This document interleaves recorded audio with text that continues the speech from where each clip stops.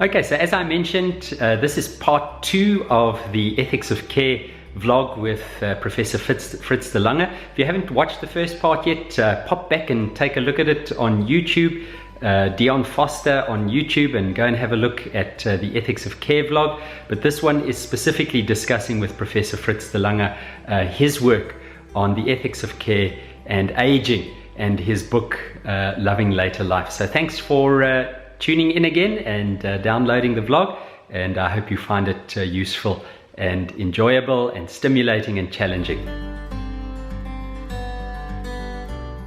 Okay, so I'm sitting here at the Protestant Theological University, and today I'm sitting with Professor Fritz de Lange. Hi Fritz. Hi. How you doing? Hi Dion. I'm fine. Fine. How about you? Yeah, doing great, doing great. Fritz, tell us a little bit about yourself. What is your theological discipline?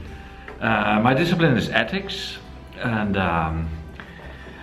my special interest is in healthcare ethics and in the ethics of care. Okay. Yeah.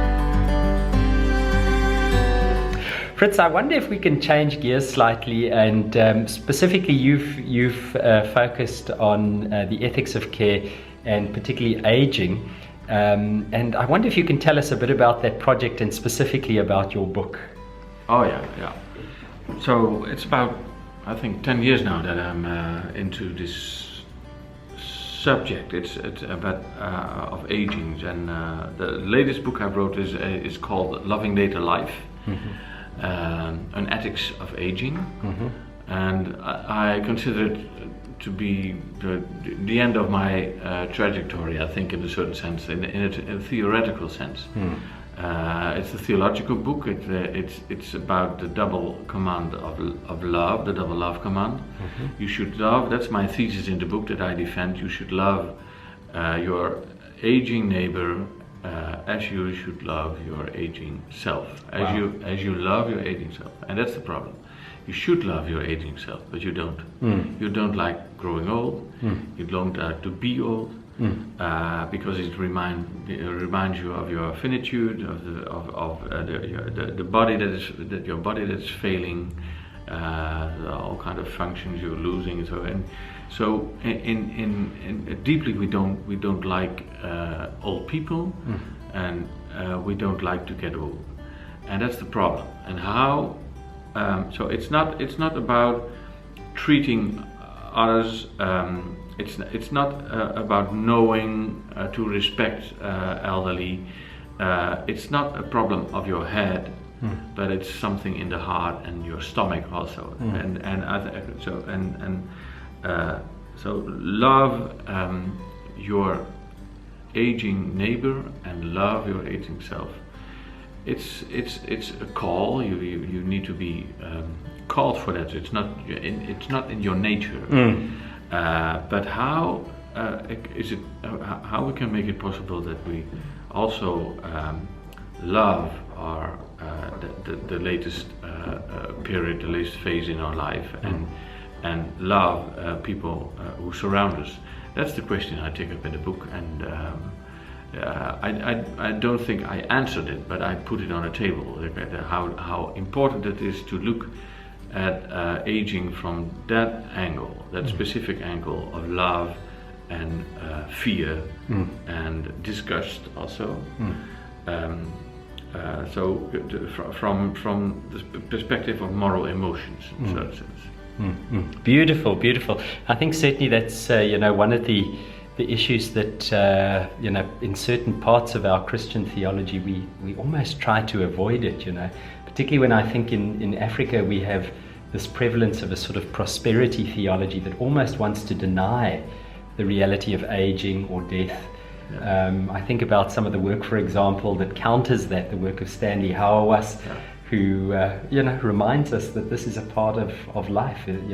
Aging and death is as much a part of life as birth and growing from childhood. Yeah, I think, but I don't think in Africa it's really. If I would be a theologian in South Africa, I wouldn't take aging as my research topic. I think it's not. It's really a contextual problem. So Africa has a much younger population, so it is an important part of your life.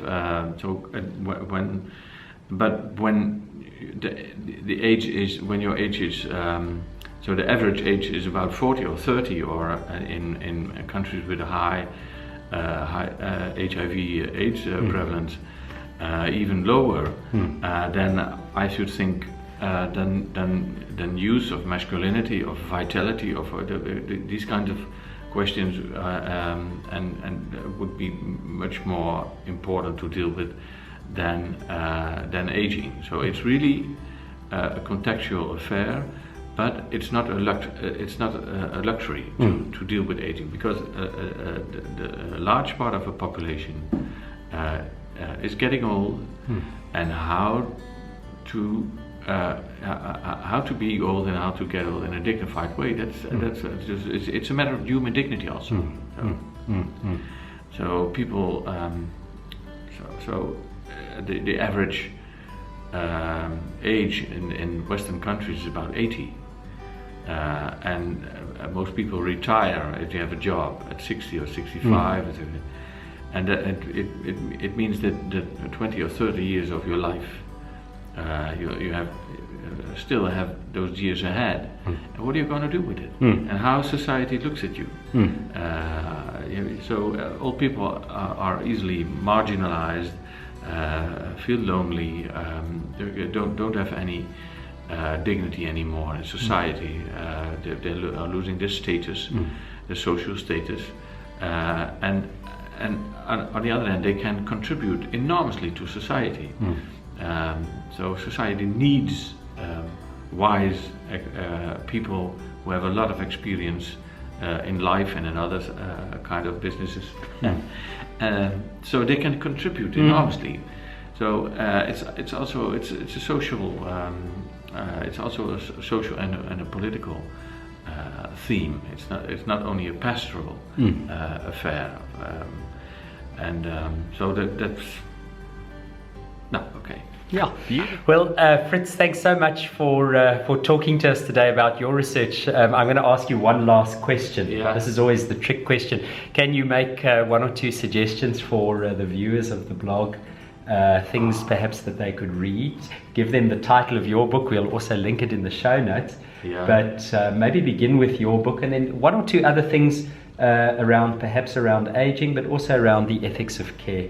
That our viewers could read. So starting with the ethics of care, you already mentioned the name of Carol Gilligan and Joan Tronto.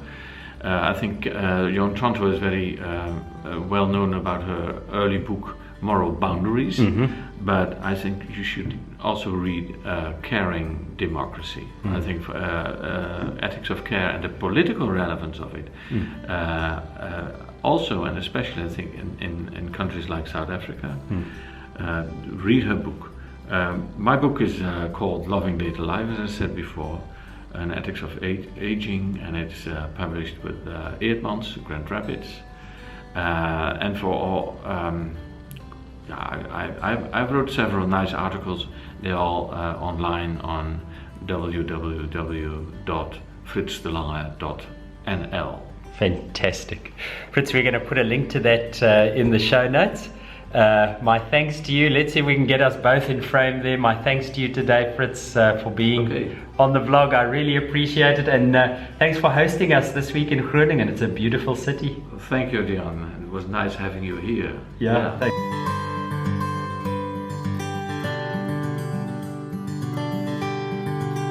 So thanks for watching today's vlog. Remember, it's not a lecture, it's just a thought. And if you found it interesting, please subscribe. You'll get the videos as they come out. Like the video, and hook up with me on Instagram or Beme or on my website dionforster.com. So thanks for watching.